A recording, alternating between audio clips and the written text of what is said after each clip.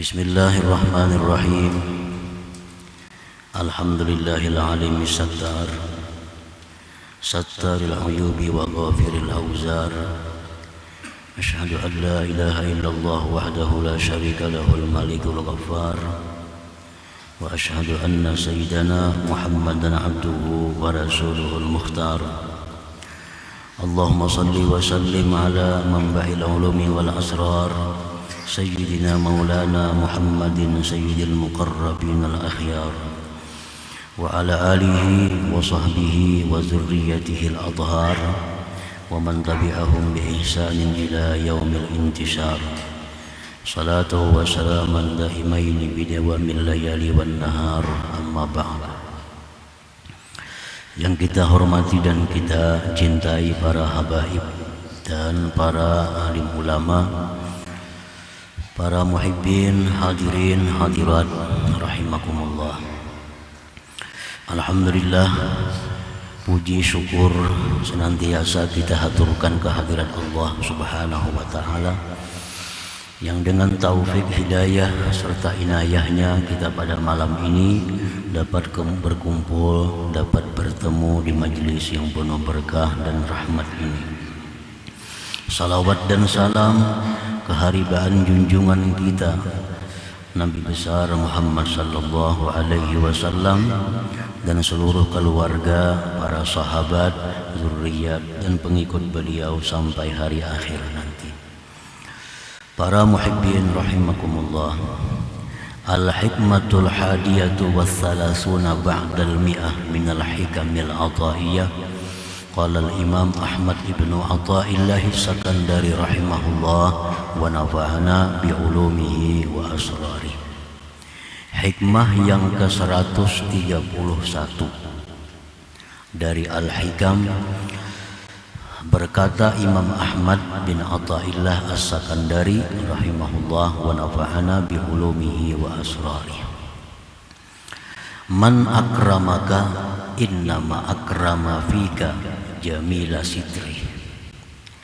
Falhamdu liman sataraka laisal hamdu liman akramaka wa syakaraka.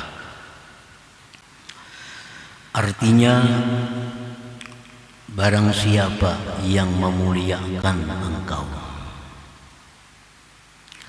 hanya saja dia memuliakan pada engkau itu akan keelokan tutupan Allah. Maka bermula pujian itu ditujukan untuk orang yang menutupi engkau. Bukan pujian itu ditujukan bagi orang yang memuliakan engkau dan mensyukuri engkau. Itulah terjemah hikmah yang ke-131. Para muhibbin rahimakumullah, maksudnya adalah idza aqbala an-nas 'alaika bi ta'zimin aw ikramin aw mahabbatin aw i'ta'in aw madhin innama aqbala 'alaika bidzalik li sitri 'uyubika anhum. Falau kasyafallahu lahum 'uyubak lanafaru 'anka wastakdzaruka wala aqbalu 'alaika bidzalik. Apabila berhadap manusia kepada engkau dengan mengagungkan, memuliakan, mencintai atau memberi atau memuji. Artinya apabila ada orang yang mengagungkan kita, memuliakan kita, ada orang yang mencintai kita, ada orang yang memberi, memuji kepada kita.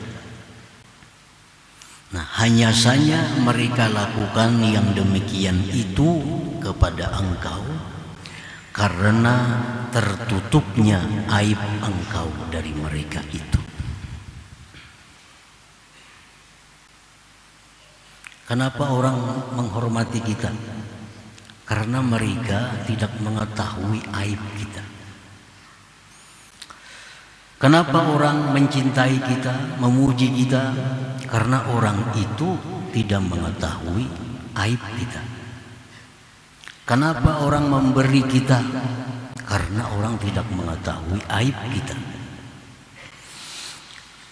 Jikalau Allah buka bagi mereka aib engkau, niscaya mereka itu lari daripada engkau. Dan mereka menganggap kotor akan engkau, dan mereka tidak akan berhadap atas engkau dengan demikian tersebut daripada memberi, memuji dan sebagainya. Nah, para muhibbin rahimakumullah, qala Allah Ta'ala, Allah berfirman, walaula fadlullah alaikum wa rahmatuhu ma zaka minkum min ahadin abada. Jikalau tidak ada anugerah Allah dan rahmatnya atas kamu, niscaya tidaklah baik, tidaklah patut daripada kamu dari seseorang selama-lamanya. Laula sitrullah alaikum, jikalau tidak ada tutupan Allah atas aib-aib kamu, ma tahabba ahadun bi ahad, tidaklah mencintai seseorang dengan seseorang. Nah, para muhibbin rahimakumullah, qala Syekh Zarruq, idh laula sitruhu anil ma'asi ma kunta muti'a, walaula sitruhu fiha kunta muhanan indal khalqi. Jikalau tidak ada tutupan Allah daripada maksiat, niscaya engkau tidaklah berbuat taat. Jikalau tidak ada tutupan Allah pada maksiat itu, niscaya engkau terhina di tengah-tengah makhluk. Aib artinya celah. Nah, di dalam tubuh kita ini ada dua macam jenis aib itu. Ada aib hissi, aib yang bisa dilihat. Seperti apa? Seperti darah, kotoran-kotoran yang ada di dalam tubuh kita ini. Itu aib hissi. Kenapa seseorang itu dikatakan tampan, dikatakan cantik? Karena tertutup kotoran-kotoran itu dengan kulit yang mulus. Tertutup kotoran-kotoran di tubuhnya dengan kulit yang mulus, sehingga seseorang dikatakan indah.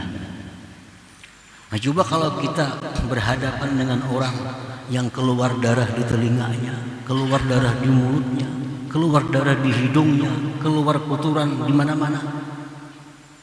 Nah, tentu kita tidak akan cinta kepada orang itu. Nah, Allah menutupi aib itu dengan kulit. Nah, sehingga kita bisa melihat seseorang itu bersih. Nah, ini aib hissi. Kita berisi bini umpamanya, berisi bini. Nah, bini kita ini sarabaan keluar nang kada baik di awaknya. Telinganya keluaran darah, mulutnya keluaran darah, keluar kada habis-habisnya. Nah, tentu kita akan jijik melihat bini kita seorang.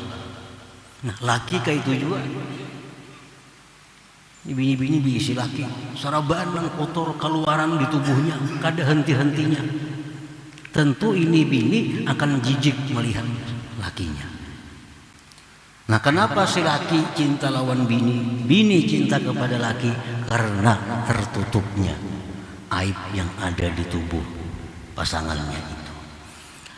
Nah, para muhibbin rahimakumullah, itu contoh aib yang hissi, aib yang bisa dilihat. Yang kedua, aib maknawi, aib yang tidak bisa dilihat. Nah, seperti aib-aib yang ada dalam hati.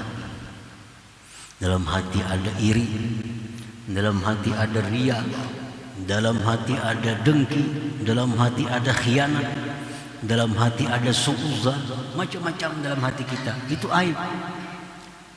Dan itu ada pada diri kita. Nah, andai kata aib-aib itu diketahui oleh orang, pasti orang tidak ada satupun yang memuliakan kita, yang mencintai kita. Kalau kita ini orangnya pendengki, pendendam, pemarah, takabur, nah, siapa ada orang yang suka kepada kita?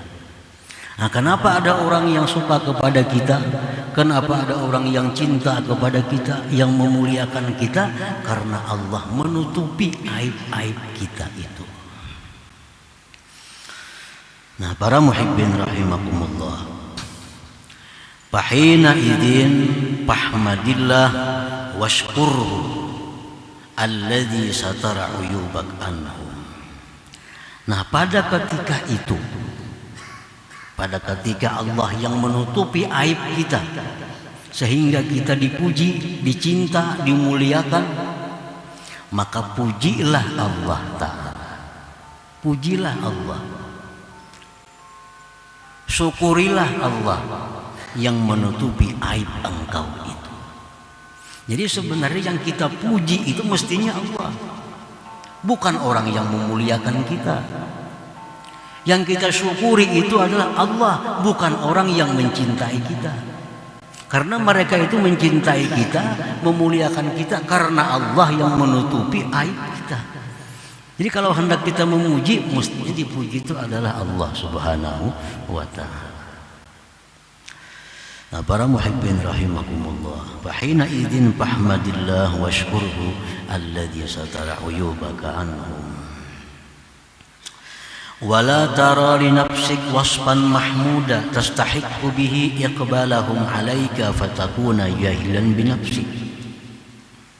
Nah, andai kata kita dipuji orang, diberi orang, dihormati orang, jangan melihat ada pada diri engkau itu sifat terpuji yang berhak untuk dimuliakan orang.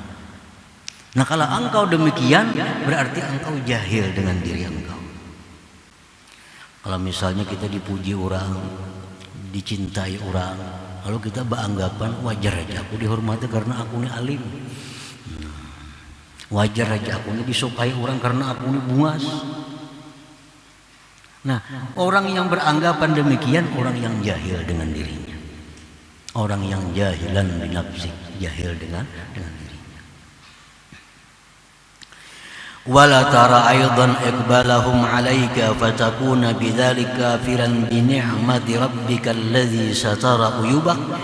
Dan jangan pula engkau melihat berhadapnya mereka atas engkau sehingga engkau dengan demikian menjadi kafir dengan nikmat Tuhan yang menutupi aib engkau.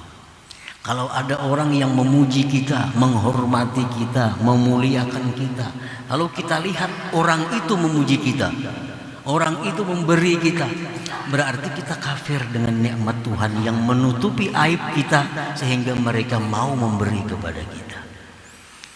Nah, para muhibbin rahimakumullah, jadi di sini ada 3 hal. Pertama, apabila kita dimuliakan orang, diberi orang, dicintai orang, pujilah Allah. Karena Allah yang menutupi aib kita sehingga kita bisa dapat demikian. Jangan pandang diri ada punya sifat yang baik untuk dipuji, maka engkau jahil dengan diri engkau. Yang ketiga, jangan engkau pandang yang memuliakan, yang memberi, engkau akan kufur dengan nikmat Tuhan engkau yang menutupi aib engkau itu. Nah, para muhibbin rahimakumullah, faman aqbala 'alaika bi ikram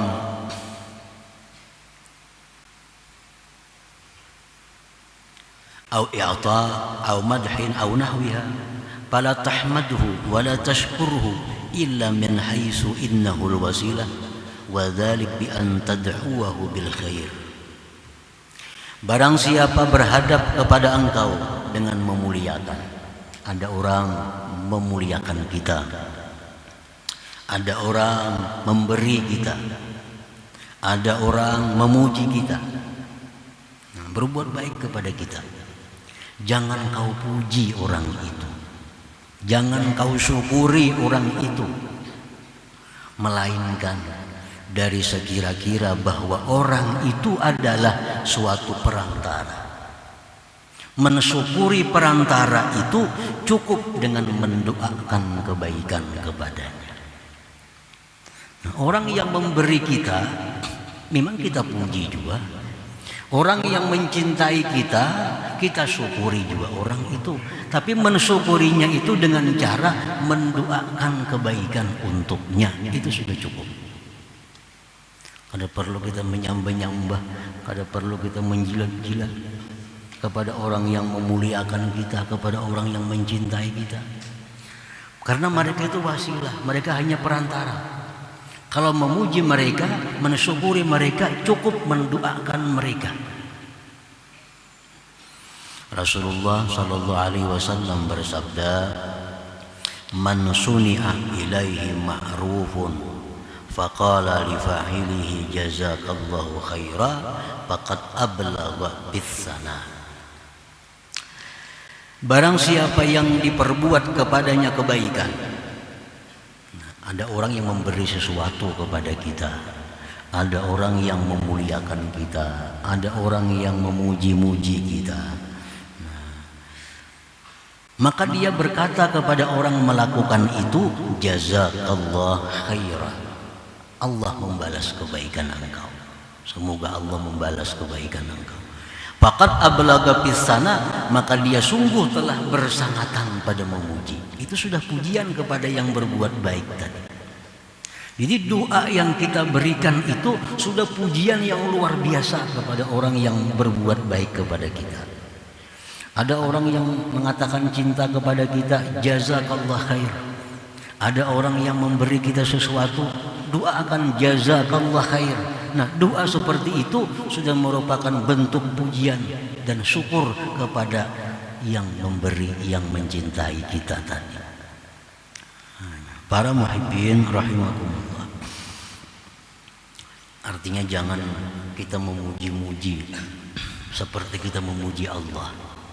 Ada orang memberi kita misalnya, wah ikam ini pemurah, ikam ini pemberian. Nah, kada perlu itu. Ada orang yang memberi kita, lalu kita hormati, lalu kita agungkan, kada perlu itu. Kada perlu. Cukup jazakallah khair. Rasulullah SAW bersabda, "Idza madahta akhak bi wajhi faka'annama amrarta ala halqihi Musa wa Midha." Bila mana engkau memuji di hadapan seseorang yang berbuat baik, sama halnya engkau dengan menyembelihnya dengan pisau yang tajam.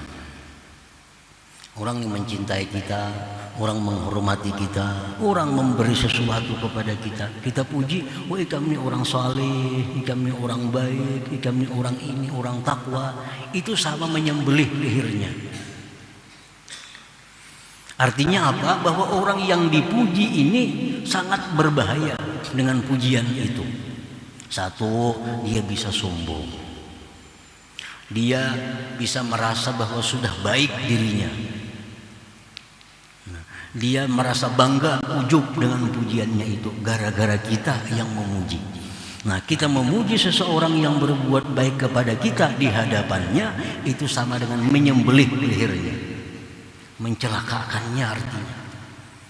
Nah, jadi balasan kita berbuat baik kepada orang yang berbuat baik kepada kita sangat mulia, sangat bermanfaat kalau kita balas dengan jazakallah khairan. Allah balas kebaikan engkau, kebaikan yang banyak. Nah, para muhibbin rahimakumullah. Jadi hikmah yang ke-131 ini memberikan beberapa kesimpulan. Yang pertama, memurnikan tauhid kita. Memurnikan tauhid. Artinya jangan sampai kita memuji orang yang tidak patut dipuji. Sebab pujian itu hanya milik Allah. Nah, kita kadang-kadang ada orang baik lawan kita, kita puji. Oh si anu tuh orang baik, si anu tuh orang ini, orang itu. Padahal pemurah itu Allah yang pemurah. Ini memurnikan tauhid. Jangan sampai kita ada punya syirik yang tersembunyi di dalam hati kita, menyekutukan pujian. Kan dalam surat Fatihah, Alhamdulillahi Rabbil Alamin. Alhamdulillah Rabbil Alamin. Segala puji lillah, milik Allah. Nah, itu pengakuan kita, ucapan kita hari-hari. Tapi ternyata kita memuji banyak selain Allah. Nah, memuji selain Allah tidak dilarang asal sesuai caranya. Jangan disamakan dengan memuji Allah. Nah, kita puji orang yang baik dengan mendoakannya. Nah, jadi itu pertama, memurnikan tauhid.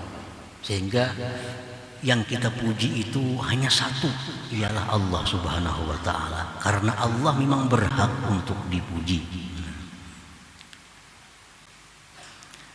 Yang kedua, orang-orang yang berbuat baik kepada kita itu adalah wasilah. Nah, orang-orang yang berbuat baik kepada kita itu adalah perantara. Pujilah mereka, syukurilah mereka dengan mendoakan. Itu sudah pujian yang sangat tinggi terhadap seorang perantara, orang yang mengantarkan kiriman. Nah, kita doakan, itu sudah pujian yang terhormat untuk dirinya. Yang ketiga, kesimpulannya, orang yang berbuat baik jangan kecewa. Orang yang berbuat baik jangan kecewa, apalagi marah kalau tidak dipuji,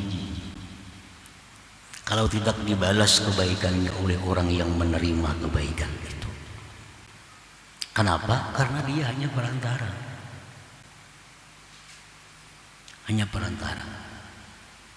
Orang yang berbuat baik jangan kecewa, jangan marah apabila kebaikannya tidak dibalas, tidak dipuji oleh orang yang menerima kebaikan itu.